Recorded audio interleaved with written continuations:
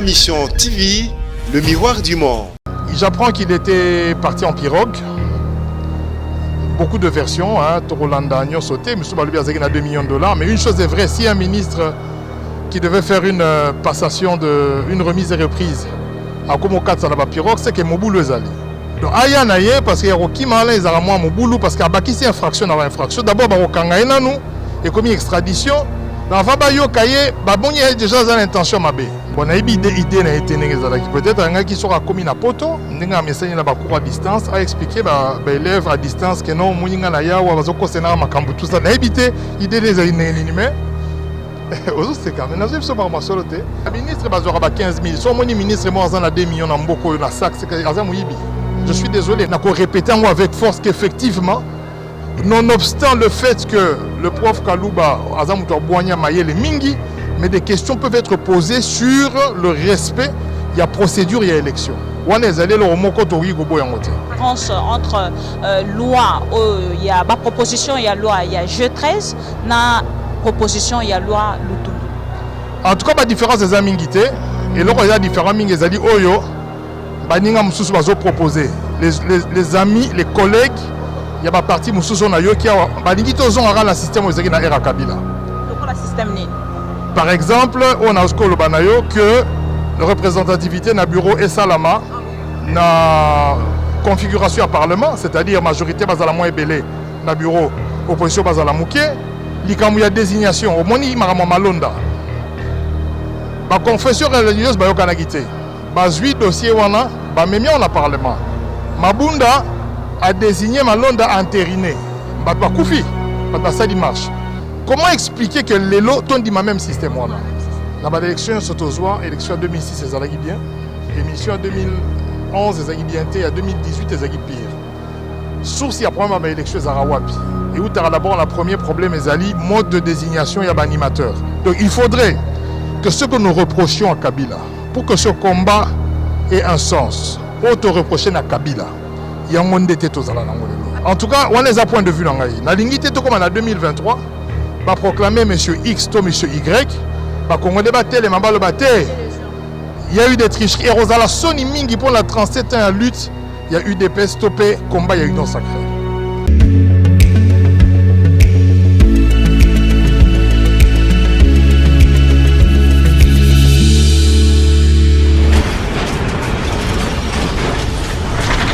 Ma Mission TV, le miroir du monde. Bonjour honorable Jean-Jacques Mamba. Maman Bibi, ça va?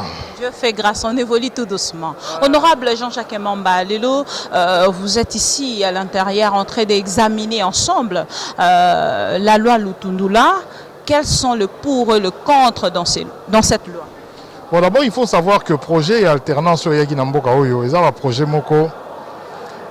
Il faut marquer différence entre ce qui se passait avant et ce qui se passe ou ce qui va se passer. Et on va bien dans le poteau réforme. Mais tous en a des discordances mingi parce que ils en a tout mususu pe bande comme mususu to ba député mususu to ba famille politique mususu. Bazan a besoin de maintenir le système qui était en place. Dans l'élection Sotozoa, élection 2006 c'est Zalagi bien, émission 2011 c'est Zalagi bien et 2018 c'est Zalagi pire. Source, il y a un problème avec l'élection Zarawapi. Et où tu as d'abord le premier problème, c'est mode de désignation, il y a un animateur. Balobaka, dans la loi, il y a la confession religieuse, il faut désigner candidat président. Sur la yokanité, il y a un problème dans l'Assemblée nationale. L'Assemblée nationale a désigné Moko et puis entériné. Or, dans l'Assemblée nationale, vous avez la majorité, vous avez l'opposition. Il suffit dans la confession religieuse, Morabo y en a signé PV, automatiquement c'est la majorité qui va choisir son président. Crise à confiance et côté. Ça c'était l'enseignement. Bisson a cadre G13, il faut que ceux qui bayokanité, qu'on trouve des facilitateurs pour bayokana. Mais pas que bazoua la prérogative, n'a pas topé responsabilité, n'a pas transfert en organe, moro est la majorité dans l'opposition parce que majorité, problème n'est pas à perpétuer le pouvoir. Ils appellent le lobby commission électorale nationale indépendante. On ne peut pas avoir une commission indépendante dès lors que vous désignez bateau il faut par des décisions politiques. Ça veut dire un parti à Tindi, société civile a tindi yebaka mutu wana musala te opesi musala azo dépendre na yo à 100% aza africain. Donc biso to proposa qui est-ce que même ceux qui désignation ezali mais filtrage ezala, ça veut dire à un moment donné tirage au sort ezala. C'est-à-dire parti mo bakolo bané yo za la droit na 2 tinda 10 personnes. Dans 10 personnes on a une commission étudiée va profil na bango après va sali tirage au sort mi balé wana babimi. Problème mususu tozali nango ezali ya composition, c'est-à-dire na ba loi ya kala bazara tala ma proportionnalité, ça veut dire balobi bon il faut image ya parlement ezala na seni, c'est-à-dire na kati ya parlement ceux qui posent la majorité moko boye na opposition bosali ba calcul bolobi pe na seni bozala pe na majorité na opposition, donc na ba poste na bureau ceux qui za 6 bo kamata opposition bo pesi yango un poste majorité. Or ceux qui seni mutu indépendante et comme il reflète la configuration du Parlement et perdre l'indépendance. La loi a proposé que base à la banque sont 2-2-2 ou 5-5-5 ils pour plénière mobimba.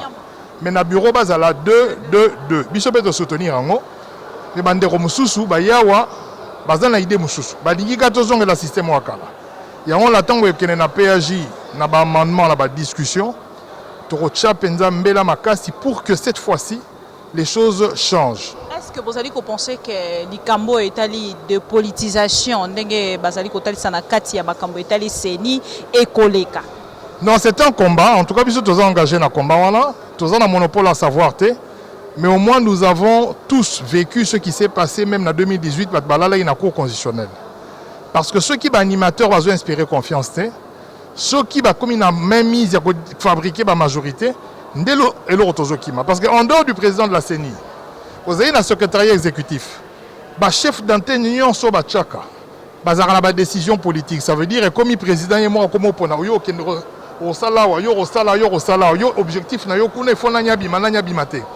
or, la loi de 2004, l'herbe de la loi CENI, vous déterminer l'organisation de la président et le chef d'antenne.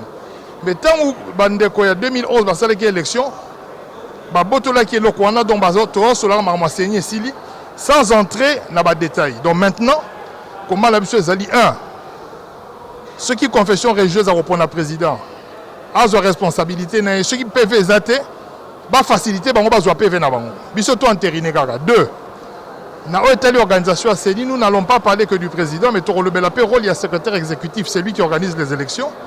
Mais aussi l'organisation de la CNAE, c'est-à-dire le chef d'antenne, dans la province, dans le chef, il y a centre de compilation. Il y a 2011 élection Salama, en 2018 compilation Salamate. Résultat est Bima, alors que le centre de compilation est ici Moussalate. Donc la question est belle, mais ce n'est pas facile parce que Yebi sur les bandes à pouvoir et à Némoussoutan, on commis à pouvoir, on peut tenter, ou une stratégie pour garder en gros. Or, ce qui nous importe, nous, en tout cas Jean-Jacques Mamba, ce n'est pas ce que nous allons obtenir en 2023. C'est ce que nous allons laisser pour les générations futures. C'est-à-dire, ce qui est le lobby qui a fait mon historique, qui est au salaire d'alternance, une goutte de sang coïté, échanger, état de droit, union pour la... Tout ça, la marambo, il y a tout ça, il bandi mapenza que marambo, c'est tout ça là. Basala Moussala pour Namboga et Sanini et Kendeliboso. Or, il faut les gars la réforme. Alors, quelle différence entre loi, il y a ma proposition, il y a loi, il y a G13, na proposition, il y a loi Lutundu? En tout cas, la différence des amingité, et là, il y a différents ming, ils ont dit, Oyo, Baninga Moussous va proposer. Les amis, les collègues, il y a une partie Moussous qui a Baningi Tozon a un système où il y a un Kabila. Le système ni. Par exemple, on a aussi le Banayo que la représentativité dans le bureau et Salama, na configuration à parlement, c'est-à-dire majorité basala moins belé na bureau, opposition basala mouké, likamu ya désignation, au moins il marama malonda. Ba confession religieuse ba yokanagité. Ba 8 dossiers wana, ba memia on a parlement. Mabunda a désigné malonda entériné. Ba koufi, ba ça marche. Comment expliquer que les lots ont dit ma même système wana? Donc surtout l'ongolais qui mabunda to lebi que même là exposé des motifs ba lebi que mabunda l'ongolais parce que ça là qui boya respecter qui loi. Donc nous aussi nous ne devons pas revenir sur un schéma où ekozala que sur le trace de mabunda. Notre église de réveil ba lebi oté to boy marama 5 ans PV zate ba yena ngwa et puis to komo pona biso moro a té ceux qui boye to tel candidat qui sont pour té bon té. Donc il faudrait que ce que nous reprochions à Kabila pour que ce combat ait un sens. Auto reprocher na Kabila. Yango ndete tozala nango lelo. Alors lelo na ngambo ya cour constitutionnelle si esengeli tokende na ko talisa pemba la moko ezali actualité mokolo ya lobby président azalaki bongo élu par ses pairs na ngambo na yo commentaire nini okosala lelo tozu président est-ce que ezali penza à la logique de la chose ces élections? D'abord on a félicité parce qu'Azam Tumoro na yebi, d'ailleurs il fut mon avocat dans certaines affaires. Donc, à titre personnel, Azamoutouna Apresiaka, Azana Maye, les Mingi, il ne démérite pas. Hein? Pour la fonction, on a par rapport à profit, il ne démérite pas. Mais il y a des questions qui se posent, qui sont d'ailleurs posées par un constitutionnaliste, il y a eu des PES. Ce sont les questions Prof Mbata, liées à un tirage au sort. C'est-à-dire il y a effectivement un manquement dans la procédure qui devait garantir l'indépendance de cet organe, c'est-à-dire le tirage au sort. On a peine à proposer dans le cadre de bureau c'est-à-dire le tirage au sort. Pour le tirage au sort, il garantira moins l'indépendance. Donc, cette étape-là n'a pas été respectée. Ce qui m'a dit que ça lobby, on a droit à les kangaï, n'a qu'à répéter avec force qu'effectivement, nonobstant le fait que le prof Kalouba, Azamoutou Boigna Maye les Mingi, mais des questions peuvent être posées sur le respect. Il y a procédure, il y a élection. On est allé le remoko tori gobo yangote. Parce que ça n'est déjà toko kende ndengeni toko zonga wapi tope toko kende wapi. Bon, problème est allé tozo kende élection. Ça ne sert à rien dans un pays où il y a connaître 3 cycles électoraux catastrophiques de ne pas s'organiser pour améliorer les choses. En tout cas, on est à point de vue dans la lingité comme en 2023, va proclamer M. X to M. Y. Congo débatté, les mambas le battaient. Il y a eu des tricheries. Et Rosala Soni Mingi pour la 37 ans à lutte, il y a eu des pèses stoppées, combat, il y a eu union sacrée. Qui marche bandit, bandit koganga, le tricherie. Il faut que nous évitions cela pour la 2023. Laurent Tolobi que tu as union sacrée, bonga. Nous devons éviter cela absolument. Cela veut dire que tout ce qui peut porter atteinte à la crédibilité du processus ou l'organisation des institutions est Sengeli. Pour offrir au peuple congolais à souffrir mingi des garanties que l'avenir est aux la meilleure. Mais jusque-là, en tout cas, ces efforts-là ne sont pas fournis et je crains qu'il n'y ait pousse à awa, des situations difficiles, des situations comme awa, marche, notre la paix catholique et si commis, appuyer ma ce pays est d'accord, moi, tous à la kimia la makamwana, lobby, mokolo investiture, il y a gouvernement et à Samalou Konde. La sûreté, lobby, va confirmer bisoté. Ce que les lobby, tu as lobby. Non, nos confirmations et pessamité parce que ben informer que biso que la programme. Mais tu as évité ce qui discussion autour de la loi organique qui a saigné et cause 2 jours. Pour nous confirmer qu'effectivement lobby tu as salam sala on a moins la garantie mais ça musala autour sala. S'il faudrait commenter par rapport à ces gouvernements de votre côté, parce que Tozoa et moi, Kalana Micro, un commentaire. Non, nous avons repéré le Bozali Nakati MLC, Tomoni, Moko Yabino, Maman F. Batunion Sobazana Kati, gouvernement. En tout cas, Namoni Batouabouania, Yamaye, Léo Pena, respecte Ramoussala, Nabaron Bazali. Na félicité les membres de MLC, Maman Bazaïba, de Konabiso Moli, Pena, docteur Jean-Jacques Moungani, même Napoto Zamoussana, Naya médecine. Quelque chose de neuf à faire évoluer. Patrick Mouyaya G13, Azali Moutou, ancien journaliste, Lelo Baché, porte-parole au gouvernement. Donc tout le monde dit que l'espoir est Ali. Maintenant, il y a une différence ou un distinguo entre l'espoir et la production et les réalisations. Il y a une impitoyable. Donc ce comme nous sommes un bloc, dans union sacrée, dans une obligation, on a la moussala parlementaire pour nous interpeller, soit pour Bongissa Moussala, soit pour nous expresser une explication dans Moussala Zosala. Parce qu'il s'est retrouvé dans la liste. Non, d'ailleurs, je pense que Bato va se retrouver mérité. Peut-être que Bissongonga la Bisso, bon, ce n'est pas un problème. Mais c'est notre travail, notre ligne. Comme devant les électeurs en 2023, Balanga a échoué. Union sacrée, le problème c'était Kabila Kendagi Batike Libino Bossel et Loroté. Na boina samba pour na bango. Yango photos en bango sima. Pour passer la moussala bien pour que la population comprenne que oui effectivement tant que chef de l'État Zaro le bagazé na ba blocage ezaki ya solo po depuis ba banignon sacré to moni lipe kiti les coques kiti et l'homme se tolu gagné ngona ce que cela qui moko ya ba warrior na kati ya gouvernement linga qui sélectionné na kati ya gouvernement linga qui osala na gouvernement Samalukonde to linga qui lo batenga na kotika la parlementaire. Non, c'est-à-dire que ceux qui ont possibilité to ba intéressé yo pour bien honorer yo na repesa ba fonction robot ya ngote ngala na ba kombote to zaka na ba surdoué ce que to comme na ba warrior lo biso to comme na ba XOR ceux qui na ba nini ngala éviter wana ya problème te ba comme wana ya problème te problème monsieur Ali ba ya la programme gouvernement de ba ya na lobby wana ba lo ba ma bien mais lobby au monde ali pesa ki DC comme 400 francs tant on le na programme wana au monde na ngote ozo mona rabilo rezo mata mais na programme wana ba comme bon ngote de to la posa programme ba ya na ngoma mo ba koma ya ngode to mona la miso so to monité biso musana biso ba parlementaire to kosala yango mais ceux qui peut ba pona kinga nga na sala effort na remplir ba obligation nanga na sala musana ndenge bazo sengela ngai donc les obligation na bango. Alors lelo oko kanate to kutana na likambo tango mosusu ya moneno to kutani nango na journée à lelo cette information qu'on a suivie sur France 24 l'un de ministre d'État ministre il y a enseignement enseignement primaire et secondaire Willy Bakonga au bauti côté service te azali bongo arrêté de l'autre côté il y a Congo Brazzaville. Ah, vieux Willy, bon, on a évité. Il est aux arrêts depuis. Bon, j'apprends qu'il était parti en pirogue. Beaucoup de versions, hein, Torolanda, Nyon sauté, M. Baloubi a $2 millions. Mais une chose est vraie, si un ministre qui devait faire une passation, une remise et reprise à Komokat Salaba pirogue, c'est que Mobou le Zali. Alors, je pense que humblement, ceux qui ont reproché l'Ikambu, il faut akende à Samba. Na Jean-Jacques Mamba na tikala okimate balobi nanga la sara ba signature à Batu na ye na ngai na sambi tant sisi ko samba ba démontrer que na salata mabe moroté na salango jamais na sisi ko samba na ngai ba rendre arrêt babité mona Batu azaki ne innocent donc aya na ye parce que ya kokima la ezala moi mobulu parce que abakisi infraction na infraction d'abord ba kokanga ye nanu et commis extradition na va ba yo kaye ba bonye déjà za l'intention mabe donc soyi dikambo ezali avec des immunités.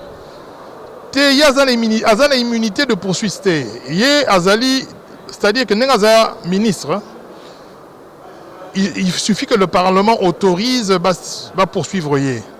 Mais tant qu'on salit délit de fuite, et comme il flagrante, il y a flagrance. Donc, quand il y a une invitation à la Cour de cassation, pour y avoir la chance d'inviter, on a invité un bakanga mamoro. Yesiko d'inviter y a le bibon à la kimi. On est à ma makasi parce que c'est déjà infraction. Tu te soustrais à la justice. C'est une infraction flagrante. Où il faut prendre en compte ces marambo y a immunité, to ba le poteau privilège de juridiction. Net o yazari en tant que ministre. Donc le rôle à kimi bongo ba juger malamoko.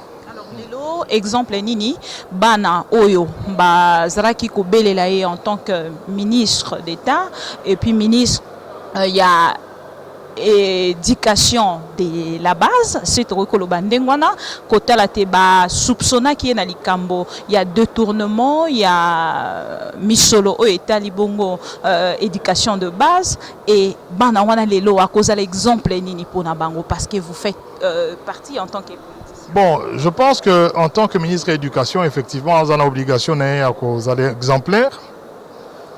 Bon, on a une idée qui peut-être un gars qui sera commis à poto, on a message dans cours à distance, à expliquer aux élèves à distance que non, moninga na ya ou bazoko sena makambu tout ça. On a évité l'idée des inanimés. Aux autres c'est quand même nazib so ma soloté. Pour la bana, tant ministre le bain na biso éducation la citoyenneté, le bain na biso morale, nous avons des années mouyibi. Ce qui m'a raisonné, mais il a la présomption, il jouit de la présomption d'innocence. Jusque-là, Tokoki ko babongote. Peut-être que l'on amplifie mon makasi ndenga kimi. Sora kima kité. Bala banga ba mona normal que non, ba beng c'est ministre de la justice, ndenga tangi sarabi se auto sa mibero mboka à se présenter qui bazo tuna mituna aza innocent mais ko kimande problème. Moi ko kima ke ba kangona ba na ba mbongo wana nde mabe. parce que bana bakomonaka ah mais ndenge nini honorable côté la Tanzanie na ba école ba ministre bazwaka ba 15 000 so moni ministre mo aza na 2 millions na mboko na sac c'est que aza moyibi. Je suis désolé na éviter ceux qui ba mona mbongo wana je dis pas kaza nango 2GST et puis si information wana est-ce que balobi kazaki na 2 millions 2 millions de dollars. Ce qui est dans la poche, le roi a 15 000. Bon, même ce qui a 25 ans dans le gouvernement, ils n'ont pas si peu. Dans le moule, il y a 180 000. Le pourquoi que ça a il faut ça 10 ans dans le gouvernement. Le ce qui m'a déjà, la loi dit que vous ne pouvez pas avoir plus de 10 000 dollars.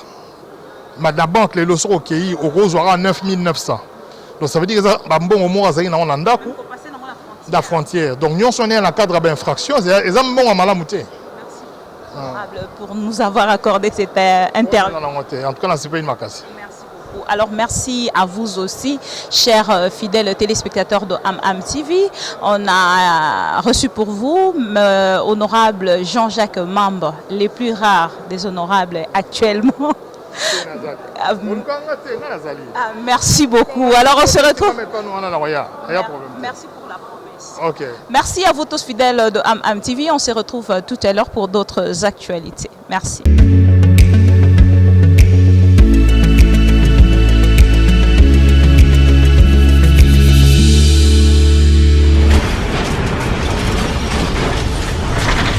Ma mission TV, le miroir du monde.